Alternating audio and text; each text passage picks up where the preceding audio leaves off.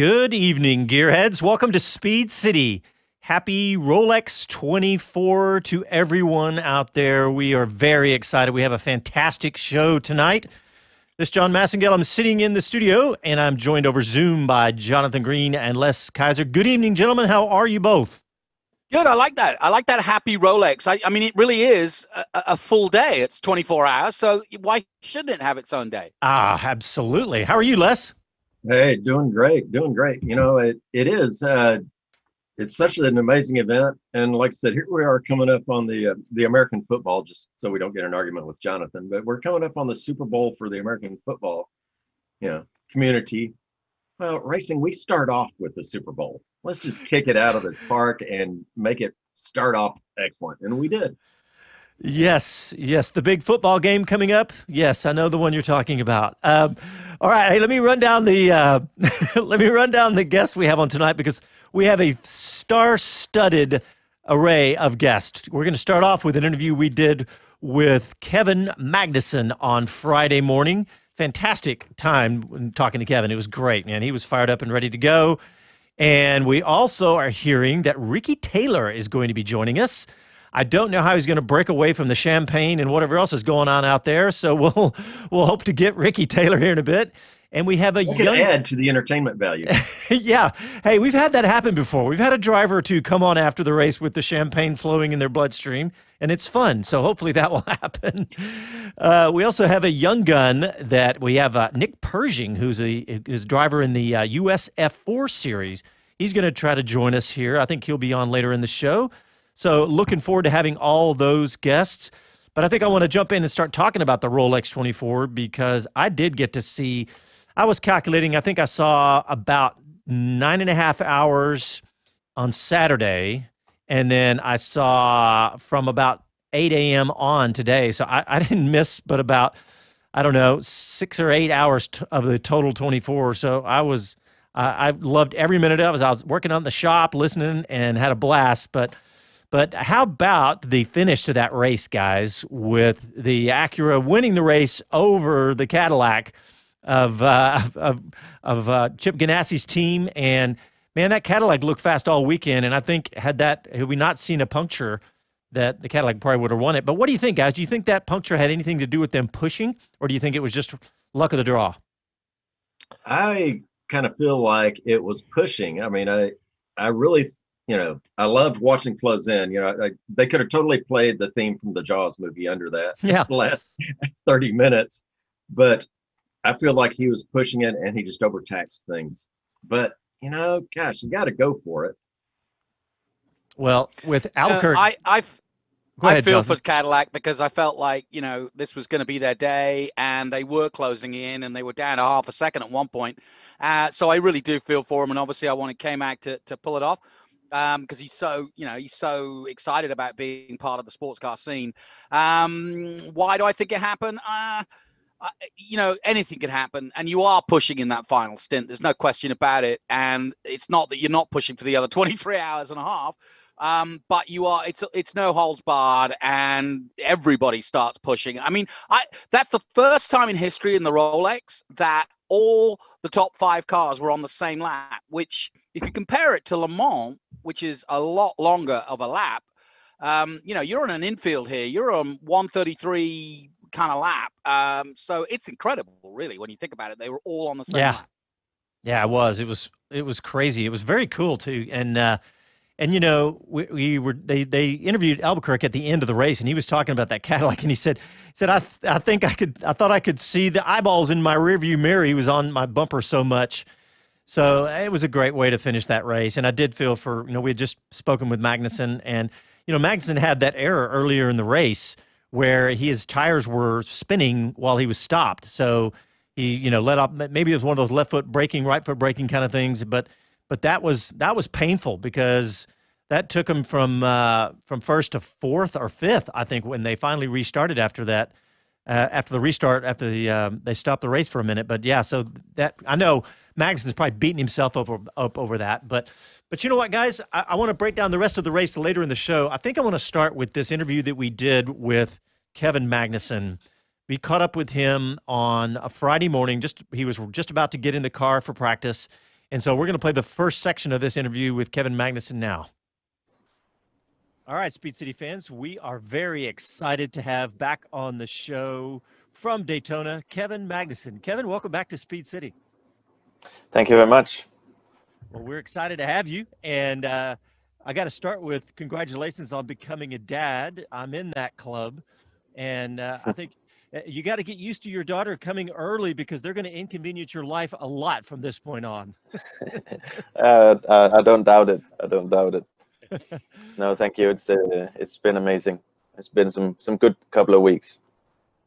Well, I see you're in the trailer out there, the Chip Ganassi trailer. Are you getting fired up for some practice today?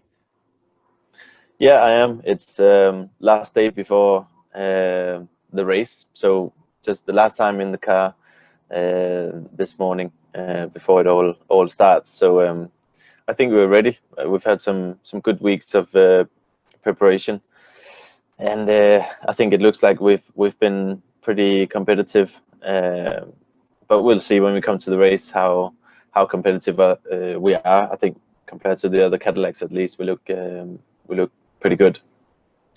Kevin, I got to ask. I mean, for a lot of Formula One drivers, this would be a big leap. But you know, given what your father's achieved, and I'm sure been very much aware of yourself coming to the States and stuff, this is actually this is pretty much a kind of Magnussen progression to come and race in the States and, you know, do that. So was it a big change for you, or did you feel right at home? No, I would say it is a big change, but it's something I needed. I think, you know, I feel like it sounds wrong if I say that, you know, I got bored in Formula One, but that's almost kind of how it is. I mean, in the last couple of years, I've been in an uncompetitive situation in Formula One, and you know, even before that, I've had some years where top fives were possible, and you know, where you could even sort of hope for a podium. But you know, that's not really what I go racing to do. You know, to get in the top five or to get on the podium, or yes, on the podium, but on the top step of the podium. You know, it's like that's what you want to do. That's what you strive to do. And I think if you're a real winner, then you won't be satisfied with top fives and, you know, top tens and all this. And I think in the end, the last couple of years, the focus has been on trying our best to just even get 1 or 2 points, you know, and I think that just got a bit old at the end. The cars are super cool to drive, but I've just missed, you know, going for wins and, you know, looking to win a championship. And then this opportunity with Chip Ganassi Racing came up, and I think you know, I couldn't see a better option to go and win races straight away than with these guys. Yeah, we smiled. I called John when you took the lead early on last weekend. We went, yay! K-Mag's in the mood. But it must have felt good, you know, just to sort of say, right, I'm in a competitive car, I'm in a great iconic circuit, and here I go.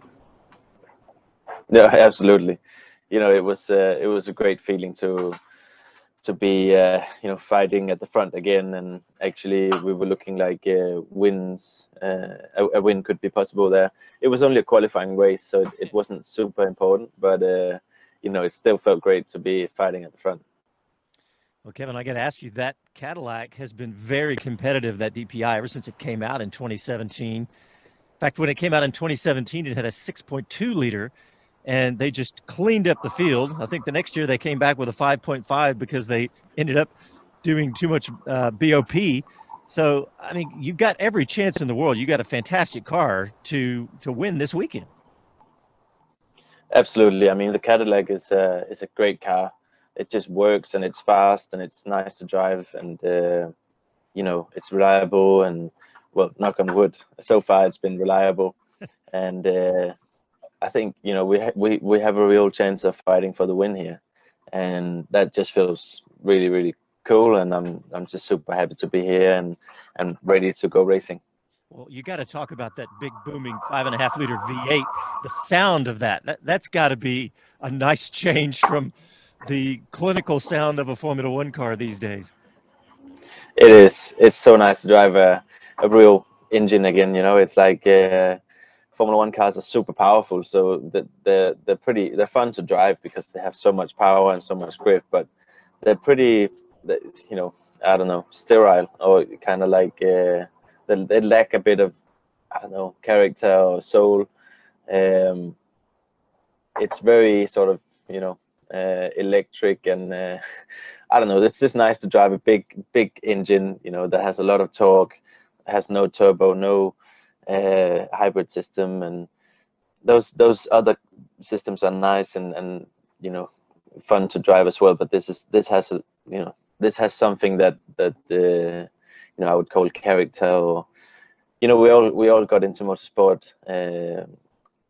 early on, and I think the things that really fired up our passion was the sound and the look of the cars, and, you know, the smell and the kind of atmosphere, and those things I think in American racing is preserved. You know, those cars over here, many of them have great sound and you know, have those things still. So I think all those years with my dad, I've been able to go to a couple of races over here, and I've seen that the racing over here is really cool. So I wanted to try it for myself, and as I said, super happy to be able to do it with Chip Ganassi Racing and Cadillac, and hopefully we can go and win some races. Yeah, I know that he wanted to do well. I think they were, you know, he didn't seem to be overconfident about it, because the Cadillacs, you know, they've done so well in the past, but he was fired up. But we got some more of that Kevin Magnussen interview coming up, but we're going to go ahead and take a break now. When we come back, we'll continue to break down and talk about the Rolex 24, and you're listening to Speed City live in Austin. Back after a quick break.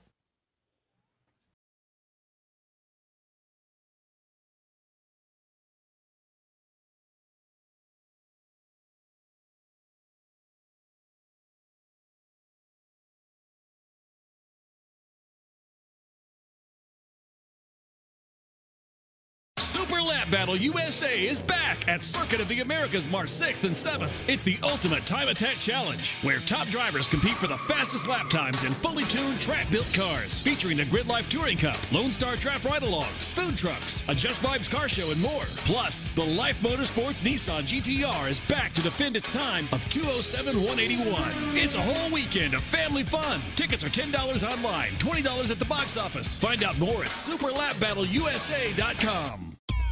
As a rider, you know what you like. The power, the feel, the ride. When it comes to gear, you know what keeps you safe. Ducati Austin provides riders with the finest in Dainese leathers, the best the market offers. Visit Ducati Austin on Breaker Lane just east of I-35 and throw your leg over the most iconic sports bike ever built. Ducati. Even take it for a test ride or see what's been described as art on wheels from MV Agusta. You know what you like. See it at Ducati Austin. Online at DucatiAustin.com. Austin's Talk 1370.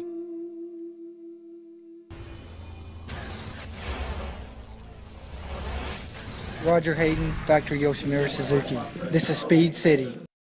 Welcome back to the fastest hour in radio, Speed City. Welcome back to the show.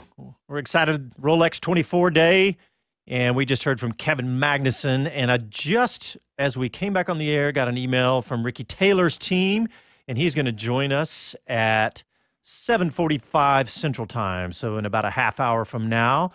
So we're going to continue to talk about the Rolex 24. I was just looking at all the different classes, and you know, let me just talk about those real quick. So obviously the Acura one with Alexander Rossi, Helio Castroneves, Ricky Taylor, and Felipe Albuquerque. And then right behind him, of course, was the other Cadillac with Kobayashi, Pagenaud, Rockefeller, and Jimmy Johnson. And then the Mazda, Oliver Jarvis, Harry Ticknell, and Jonathan Mamarito. So we had an Acura, a Cadillac, and a Mazda, top three on the podium. That was cool. And then the Meyer-Shank Racing Acura after that. And then the Cadillac of Chip Ganassi. And then after that was LMP2. And I wanted to talk about some of the other the class and stuff, because GTLM, of course, the Corvettes guys just looked amazing. So Jordan Taylor and Katzberg and Garcia won that class, and then Alexander Sims, Nick Tandy, and Tommy Milner behind them. John, I'll be interested to see what Ricky has to say, because obviously, his brother winning for Corvette, but he's been part of that project, as has his dad. And so, it almost went not unnoticed, but, that C8 is just flying at the moment. And I can't believe straight out the box it's as good as it is. What I think on that, Jonathan, is, if you think about what General Motors has at stake, right? This is their Halo car. This is the General Motors Halo car. Yeah. And it's such a huge, ginormous shift to go to that mid-engine that's been talked about for decades and decades. And it's been an over-the-top success on the street, right? These cars are going for, every now and then I'll look and see what they're selling for. They're all selling for 100,000 plus, and I don't know what the stickers on those were, but it's been a lot less, wasn't it? Yeah, I think so. And I don't know if, the unicorn $60,000 one, I don't even know how many of those have been sold, because supposedly it starts right at 60. But the point is that General Motors was not going to let this fail. I don't know all the financial rules of IMSA, but I guarantee you General Motors put a lot of resources to make sure that this car is good. That's not to say that they don't have a great team, because they've been doing this for a long time. Corvette's been successful for a long time, but I bet you that there's a lot of resources put into that. What do you think about that, Les? I agree. Yeah, I think they are also kind of queuing up, not only for the public, what's going to be, how the Corvette was received, what's expected of the Corvette community of a Corvette on track. That's a big part of it. Mm-hmm. All of that is playing into it. But you mentioned GTLM. GTLM is the class that's going away next year. Yeah. Now without the Ford in place, without the Porsche out on the track, we're down to BMW and the Corvette. And so two brands don't make a class. And so we're going to see the GT Pro class come up, and it's going to be of similar nature, a little more balanced power, things like that coming into play. But I think it's the Corvette. I can't imagine it not dominating no matter what, because of the culture, the history, and the community that is here, quite honestly, all over the world. I saw Corvette logos when I was overseas. So it's a known car, and it's a power name, and it's American. Like K-Mag says, there's something about that rumble and that torque. Yeah, I like listening to him talk about that motor. But and speaking of that motor, and then versus the Acura car, that the Acura is actually a less sophisticated version of the Acura street car, because it doesn't have the hybrid system. But Jonathan, I don't know if it was during the break, I think we were talking, but you're talking about the speed of the Cadillac in the straights. But think about a 5.5 liter V8, about how that versus a turbocharged V6. Turbo's got to spin up a little bit, got to build boost a little bit. So you punch it, and you got to, no matter how good the turbo is designed, there's going to be a little spool time, right? It's going to take at least a part of a second to spin up. And the V8 doesn't do that. The V8, when you punch it, it goes. And that's the beauty of a naturally aspirated engine. It is the power that it makes, is especially a big one like that. It's instantaneous right there. Yeah, the thing I noticed was that yesterday when the race began, and as it was very similar in that the Cadillacs were right at the front, and the commentators were saying, look how good it is on the banking in a straight line. That's where it makes up its time. And yet in that final half hour, when Albuquerque was being chased hard by Van der Zand, he wasn't making the same impact. And I was just wondering, what had changed, over that 24 hours. And I don't know, it could be just fuel load. It could be anything. It could be just, maybe they were worried about the tire going and all the rest of it. One comment I did want to make was, I really like today 49 entries, the world's top drivers, without a doubt. Jimmy Johnson, Scott Dixon, they're all there. Chase Elliott, yeah. Alexander Rossi, yeah, fantastic. But what I like is that GM, on the one hand, are kicking butt in combustion racing, and yet their marketing plan for the future is to be electric completely by, I think they announced 2035 or 20. Something like that, which is bold, very bold. Mm-hmm. And I think that's really refreshing that they see that racing is racing and is still the spectacle of combustion, and a combination, as we've seen. But you know, they are going headlong, as are Ford and many of the other companies, and obviously Elon Musk coming here. You know, we're getting to that point where you know, we have both. Yeah. Hey, there he is. we just had our next guest join the show At the perfect time. How's it going? Hey, Nick, how are you? I'm good. Jonathan, why don't you introduce Nick? Yeah, this is Nick. I've got to get the right pronunciation. Persing or Pershing? Persing. Persing. I got it right. Nick Persing is a 17-year-old racer. He is going to be delighted to see who we've got on the show tonight. We've had K-Mag already. We're hoping to have the Rolex winner, Ricky Taylor. So if you hang about, you can ask him a question. But we want to talk to you because you are going to be in the F4 series racing for VRD and Dan Mitchell. I had a quick chat with Dan Mitchell before we went on air, and he's really excited about having you in his car. I don't know how much you're paying him to say nice things about you, but he thinks you've got real talent. Yeah, Dan's a great guy. He's been really helpful as a team manager. He does a lot for the entire team. He knows what he's doing very well, and he does a good job promoting all of his drivers too, which is great. Did you watch the Rolex today? Yes, I did. What did you think? I couldn't believe that it came down to that battle at the end after a 24-hour race. That was pretty crazy.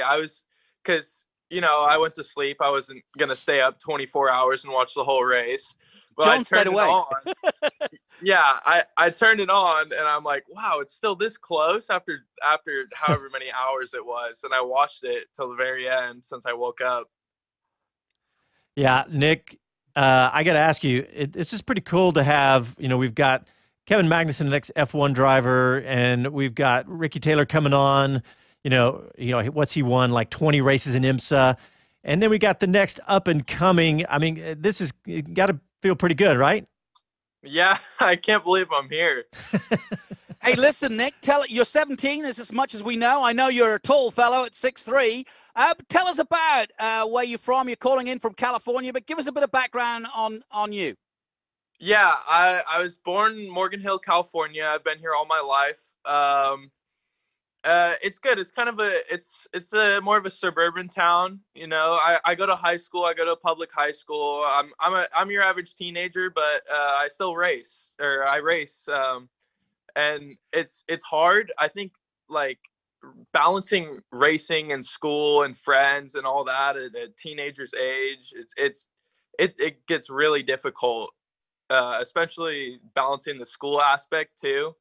Because a lot of kids my age do the like online racing schooling, all that, but I wanted to go to just a public high school, you know, also have like a normal high schooler life too, but it's been hard to balance, but so far it's been going great, so it's all good. So Nick, do you play the I'm a race car driver girl when you're talking to girls? I mean, it helps sometimes. Yeah. I try not to bring it up most of the time, but if the question of, oh, what sports do you do come up, I always bring that up first.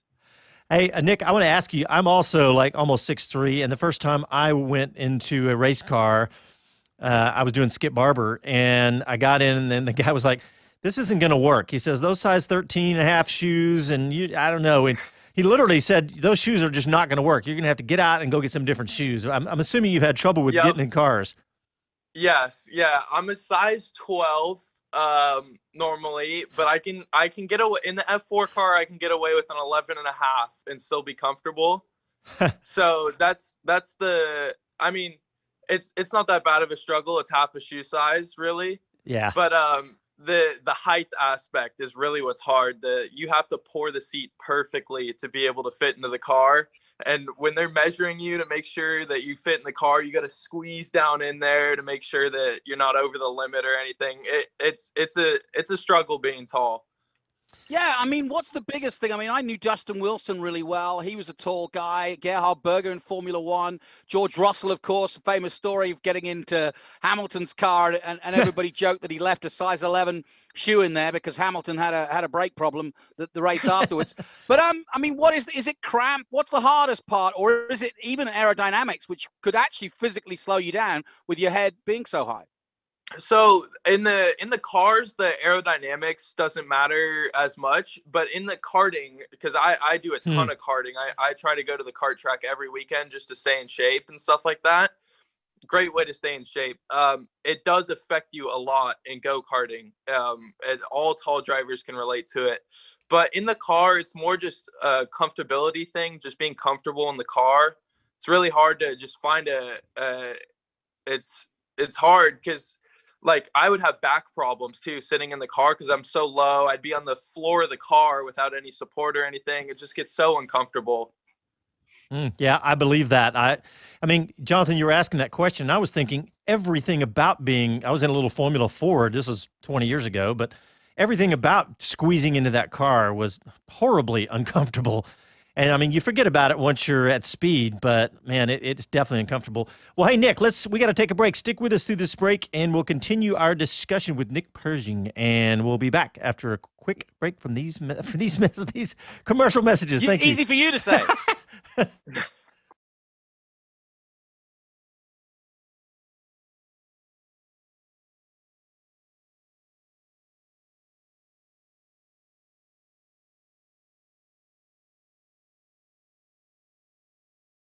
Winding Road Racing is your first and best choice for all the essentials for a great weekend at the track. We're racers, and we love helping racers. With a full selection of racing gear in stock, get geared up with all the safety equipment needed to meet all the latest Snell, FIA, and SFI regulations. Outfit your car with a comprehensive lineup of racing necessities, and when you need to find a few more tents, turn to data acquisition systems from AIM Sports, V-Box, and others. Austin-based with shops in California, Georgia, and Kentucky. The source for all your racing needs. Winding Road Racing, windingroadracing.com. When you're looking for traditional Tex-Mex, look no further than an Austin favorite, One in a Million. Serving original family recipes since 1980 and located just minutes from downtown at 2300 East Cesar Chavez, One in a Million has your Tex-Mex fix every day of the week from 7 a.m. to 3 p.m. Breakfast is served all day. Homemade migas, enchiladas, and menudo. And try the Don Juan taco. Some say it's big enough to feed a family of 4.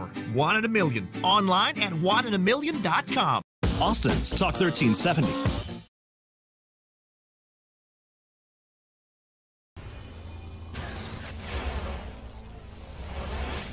Hi, this is Magnus Walker. Greetings from downtown LA, and thanks for tuning in to Speed City. Keep Austin weird and get out and drive. Pedal to the metal. Welcome back to the fastest hour in radio, Speed City. All right, welcome back to the show. We are with our guest, Nick Persing. And Nick, I want to talk about, I know you're going to be at COTA next weekend. We're going to talk about that. But before we do, I was reading an article on F4USChampionship.com about you. This coming up this season is going to be your full, you're going to do a first-time full season, and you're aiming for the top of this. Tell us about, what your goals are for this coming season. Obviously it's to win the championship. I think last season it was the biggest thing for me. The reason I feel like I didn't play so well is actually mid-season I got injured in a dirt biking crash. I do a lot of dirt biking on the side, and so I had to miss 3 races the whole round at Sebring. And it took I was not at full strength at all until the final race of the season at COTA. But it's to win the season. I've been on a weight loss program. I've been working out like crazy, a lot of sim time. So it's to win the championship. That's the ultimate goal for the season. I love that you say that. You'd be amazed how many times I ask a race driver that question, and they don't say that. And that's in my mind. I'm thinking, well, it has to be to win. Why else are you here? But Les has a question for you. Go ahead, Les. Yeah, the last time you were here at COTA, you did real well. Wound up on the podium. What do you remember about those races at COTA, and have you changed anything to get to that top step? Yeah, the biggest thing I've changed was actually the weight loss program. So I don't know if most of you guys probably don't know this, but last season I was really overweight in the car. I was about 20, almost 30 pounds over in the car. So I've been on a serious weight loss program to get that down, because the weight really does matter in those lower horsepower cars. And it's huge. It's people don't realize how big of a deal it really is until they've had to experience it. So that's the biggest thing. And that was kind of my first actual race with VRD too, and I was still getting adjusted when I ran with them in Homestead. It was really different for me. The way they ran was really different from my previous team. But the biggest thing has been the working out, the weight loss, and just adjusting my driving style really for how they set up their cars and how they want me to drive it. I'm looking forward to the season, and especially some of the venues. I'll be doing the commentaries on your races along with Trans Am, and it's going to be a really, really interesting season. Is there one particular circuit that you're looking forward to? So before the schedule got changed, I was really looking forward to Laguna Seca, but the schedule got changed. So I think now would have to be the opening round at Road Atlanta. I love that track. The big downhill in the back is it's so much fun. I remember my first time going over that crest. I thought I was going to crash into the wall. I was so scared. That is the craziest corner I've ever had to drive in a race car before.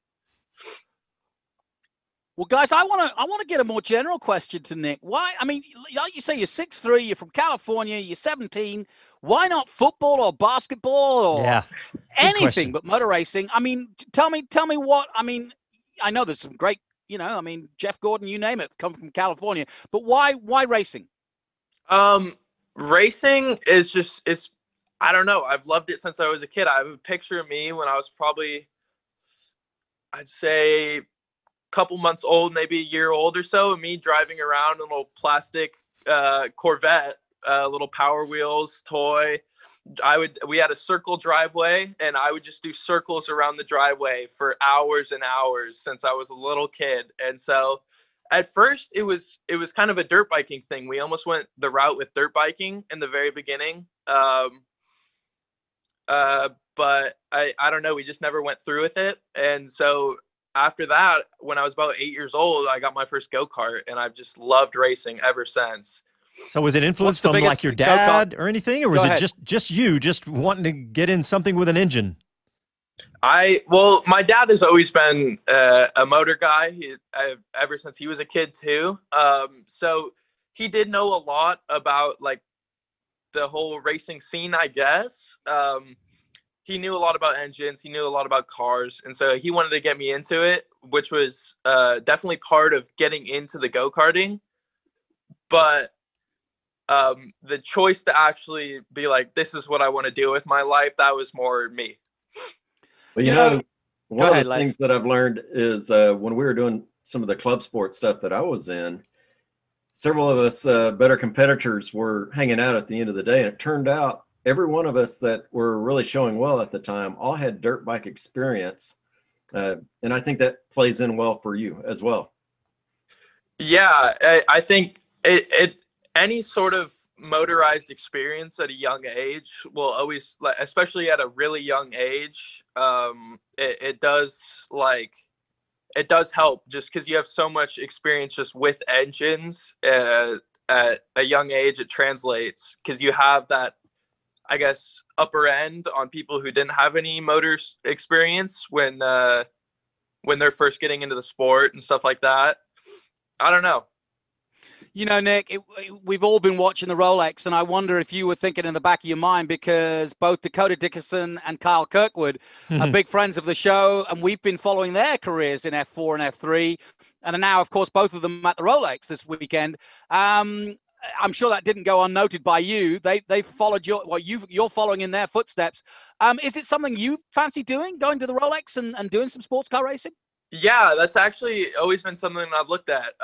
24 hours of Daytona, Rolex, 24 hours of Le Mans. Those have always been big dreams of mine. It's surprising, but those have always been kind of a dream of mine over something like Formula One. I mean, IndyCar, Indy 500, I'd love to race in the Indy 500 or something like that. But it's the GT cars have always had like more of an appeal to me, I guess, in a way. I mean, wherever racing takes me, that's where I want to go. But I guess GT and like those kind of cars have always really appealed to me. I can see that. I mean, how many people love to see their car? I mean, that's half the fun of watching sports car racing, right? Cooper McNeil was talking about that today.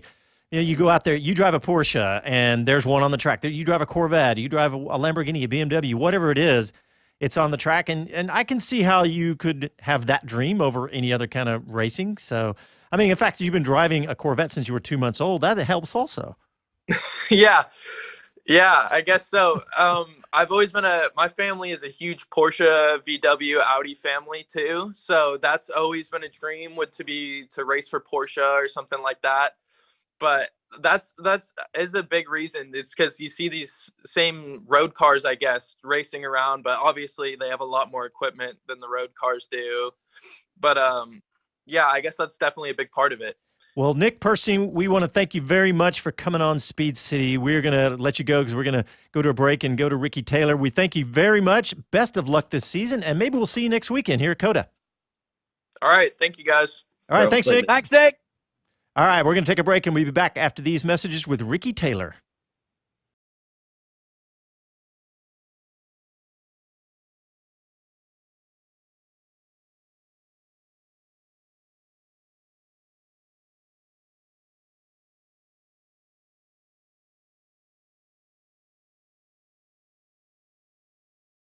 Super Lap Battle USA is back at Circuit of the Americas March 6th and 7th. It's the ultimate time attack challenge, where top drivers compete for the fastest lap times in fully tuned track-built cars, featuring the Grid Life Touring Cup, Lone Star Draft Ride-Alongs, food trucks, a Just Vibes car show, and more. Plus, the Life Motorsports Nissan GTR is back to defend its time of 207-181. It's a whole weekend of family fun. Tickets are $10 online, $20 at the box office. Find out more at superlapbattleusa.com.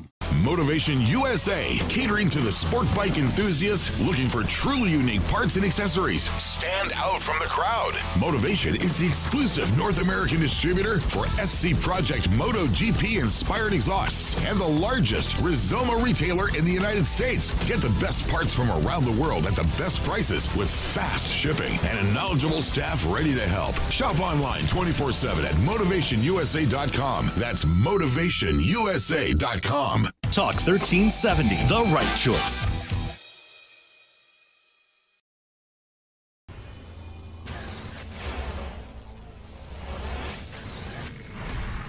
Hi, this is Jay Leno from JayLenosGarage.com, and you're listening to Speed City. Welcome back to the fastest hour in radio, Speed City.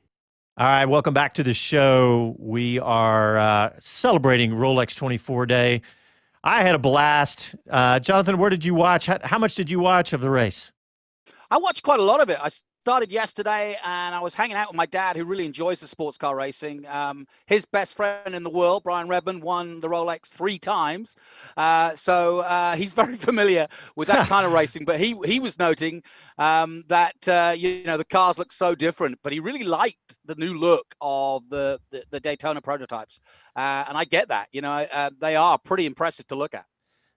Awesome. Well, we are excited because our guest has joined us, and we want to welcome to the show overall winner of the Rolex 24. God, that sounds good, doesn't it? Ricky Taylor. Ricky, welcome to Speed City. Hey, guys. Thank you for having me. Thanks a lot, man. We appreciate you coming back on. Congratulations. Fantastic win today. Oh, thank you very much. Wow, Ricky, it still doesn't quite feel real. We were working out which one of the team would not be now heavily drinking, and we worked out it would be you. Which one would not be drinking? You'd be correct. There you go. What a day, though, for the Taylor family, your dad, your brother winning in GTLM, and a fantastic finish that was nip and tuck. I mean, the stress must have been unreal.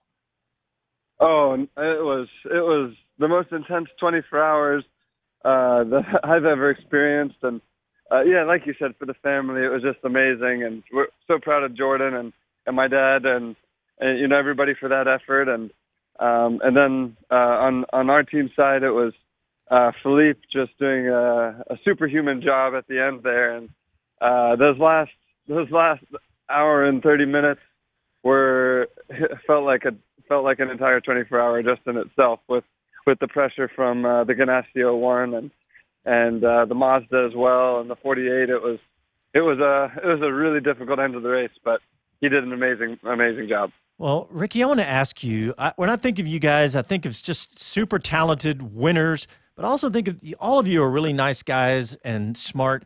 But I want to ask you about the decision you made to let Philippe take that stint, because that's such a big decision and such a, I want to know what was going through your head.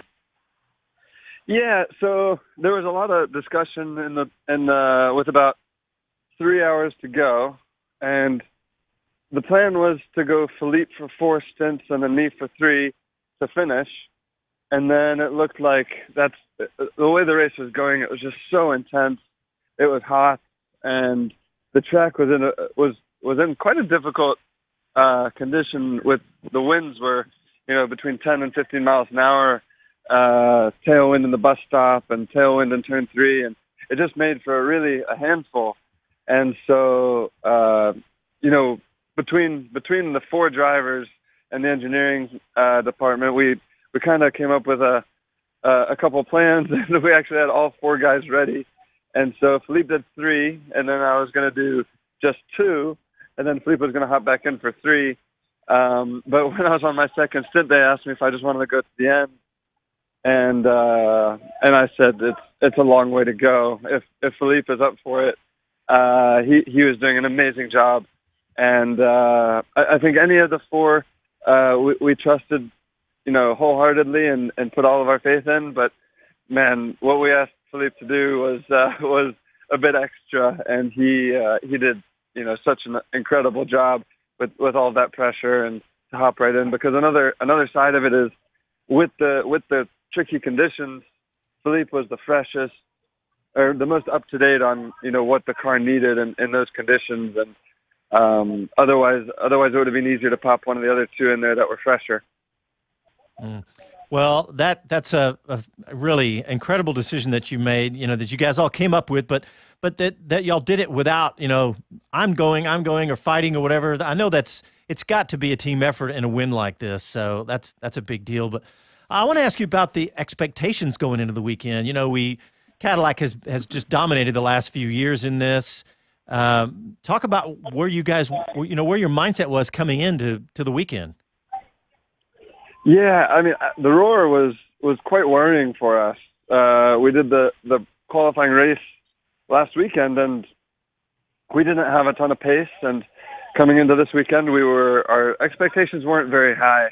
The Konica Minolta 10 Wayne Taylor racing car is always like, everybody looks to that car at Daytona, and so people were saying you can't count us out, but in our own heads we were like, we're kind of an underdog. We don't know what kind of a shot we have against the Cadillacs with how much pace they showed, and just the numbers of them, and it's such a proven package.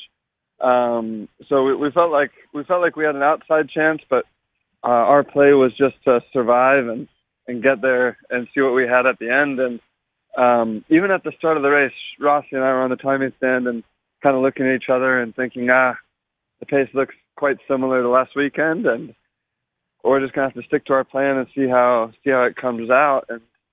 And then this morning rolled around, and our pace didn't seem to really change, and everybody else has kind of backed up to us a little bit, and the conditions changed. And I mean, I still don't think we were the outright fastest over a lap, but the team just executed so well, and all 4 drivers. I think to win the race these days, you can't have a weak link in the car, and our crew of guys and all the guys on the pit crew did just a flawless job. Ricky, I got to ask, so anytime you put together a combination of drivers, you see certain things that in a certain scenario, I'm going to call this driver in and he's going to take it. What is your position? What is Rossi's position? What are your key skills that we know one of you are going to take and when the other one's going to take? Yeah, that's a good question, because our engineer often refers to us as like he's the team's looking at it from a strategic standpoint, and we're just tools of his to use in certain scenarios. And when Jordan and I were together, those roles were very, very well defined, and he knew exactly when he could use Jordan and when he could use me, and what our strengths and weaknesses were. And you don't want 4 of the same guy because that trait might not suit every situation. So this year it was quite unique in that it was a completely new driver lineup for the team. Besides, I guess I was the only one with previous experience with this team. But the 3 of us, Elio, Alex, and myself, had worked together quite extensively with this car, so we had some continuity there. And then Philippe, we knew we could just plug right in. But when you look at, Elio, anytime you need to make up ground, he's going to be putting in qualifying laps anytime. Rossi's just got a great sense of the big picture and strategy coming from IndyCar. Those guys, the strategy is pretty critical, and between all the fuel saving that they do, he's always got a good head on his shoulders. And then Philippe is a fighter. I'd say, he was not going to lose the race today. He was going to give everything, and not to mention just extremely talented and fast in traffic. He's got a lot going for him for sure. I've just had my good friend Logan Robinson calling in saying, what is the meal recovery plan after winning the 24 hours of Daytona? So there's a question for you. Oh, we're actually at dinner right now. We're having pizza. So there you go. Pizza, lots of calories. Yeah, that's a tradition, isn't it? Nice comfort food. Yeah, it is. There it you absolutely go. Is. Are you across the road at Hooters, or where are you? Nate, listen, Ricky, I got a serious question for you. I got a serious question for you in terms of, you mentioned 2 very accomplished single-seater drivers there. And I know that the Daytona 24 hours has always brought in superstars. But when you've been around this sports car racing all your life, but when you get an Elio or an Alexander Rossi, and then, you get a Jimmy Johnson coming in, are there characteristics that they are single-handedly and very much used to working with one engineer on their own? I was listening to Jimmy Johnson saying that it was quite unique for him to work with a team, and I find that with Le Mans and everything else. But do you find it harder sometimes racing against a single-seater expert, or are there characteristics that you think, okay, I'm gonna keep an eye on this guy because he's a sprint. You know what I mean? Are there different characteristics to a sports car aficionado and a single-seater aficionado? Yeah, absolutely. I think one of the big reasons why we kept the crew together with the 7 car is we all work together so well. Alex, Elio, and I, and to get 3 drivers, regardless of their background, to work together and compromise is almost sounds like an oxymoron to have a driver that compromises. And so the 3 of us, there's just no ego at all, and everybody wants to contribute and win as a team, because at the end of the day, 10 years from now, we're not going to know who did what in the race, but we all have watches. And Philippe is the same. He's got such an experience with teammates. But as you said, when you're on track and you see somebody like that, you kind of try to judge their experience level, and just because of their success in another discipline doesn't guarantee that it's going to fit sports car racing. I know that a sports car driver wouldn't translate necessarily to other disciplines and vice versa, but it is very interesting and it's a unique opportunity in sports car racing that you go to an event like the Rolex 24 and you get to measure yourself up against the Scott Dixons and the Kobayashis and sometimes the Alonsos and Rossis of the world, and it's such a fun experience, and to see them come to sort of your home turf and measure yourself. But it's always a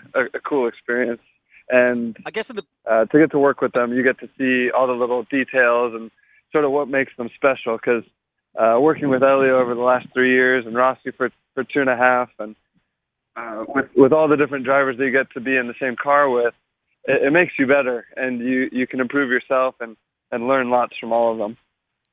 Hey, Ricky. I was thinking of Magnussen going in this weekend and what his father's achieved having done Formula One. We made him a pretty handy sports car driver in the end.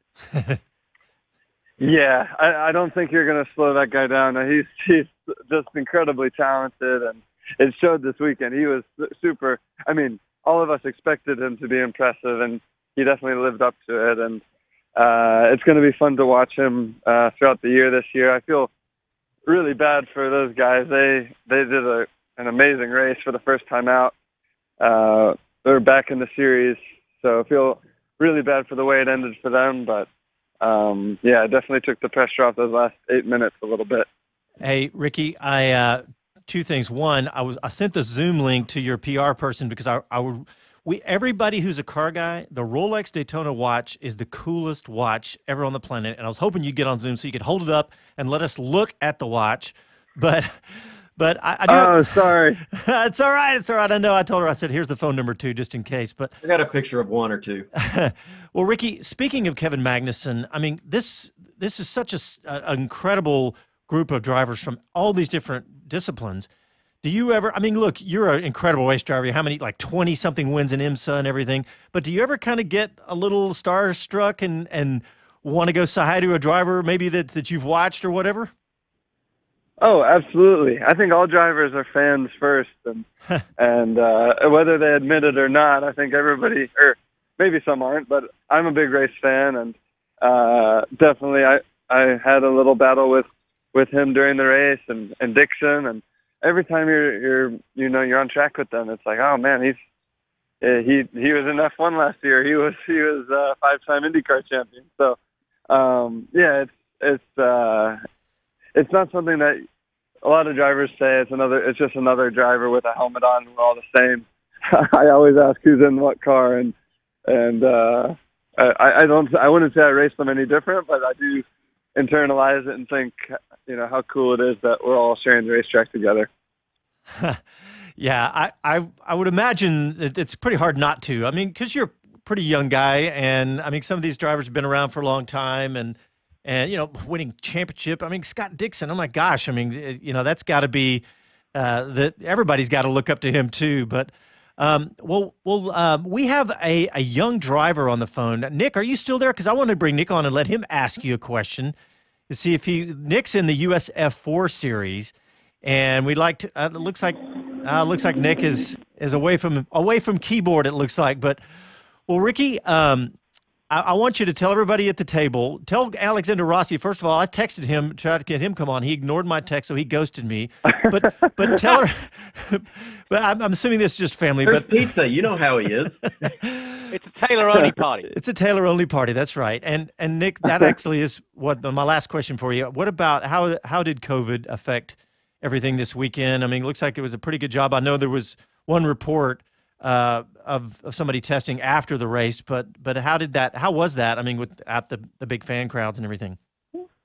Yeah, I mean, we're so lucky to get to do what we do, and under these circumstances, everybody at IMSA and Daytona National Speedway, they just did an amazing job to let us.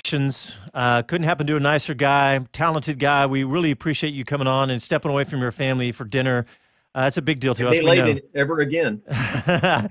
and really, we really appreciate it. And have a great rest of the night with your family. Great. Thank you very much, guys. Thanks for having me. All right. Congratulations, Ricky. Man, what a nice guy. Couldn't happen to a nicer guy. I just really sincerely mean that. And Nikki's still there. Say goodbye to Nikki. I know. Nick, you stepped away from the keyboard, man. We were going to get you to ask. Yeah, I didn't hear you guys call my name. I'm sorry. My brother came into my room to talk to me, and I couldn't hear you guys. He's in trouble. There you go. I think I'm going to have to go sort him out in a few seconds here. Is he 6'3" also? No, he's not as tall as I was. I mean, he's tall, but he's not like a man-child like I was when I was his age. A man-child. We'll see you next weekend, my friend. All right. That's right. Travel safe. All right, Nick, take it easy. All right, everybody. All right. See you guys. Thank you. Yep. Hey, check out. We didn't get to play the rest of the Kevin Magnussen interview. Go to our YouTube page. Yeah. By the way, that YouTube video really blew up for us. That's been a really fun video to watch the traffic on that. And Kevin was really fun in that video. We got to talking about Cadillacs. I was talking about my Cadillac with him, and he got to drive a new Cadillac that's being released tomorrow. And while he was on our YouTube show, he said it had 680 horsepower. So maybe that was breaking news. Although I don't think so. That sounds a little high for that Blackwing. But anyway, check out that. And also check out our website, speedcitybroadcast.com. And of course, next Sunday, we'll be back. Talk to you then. Ciao, y'all. Happy trails.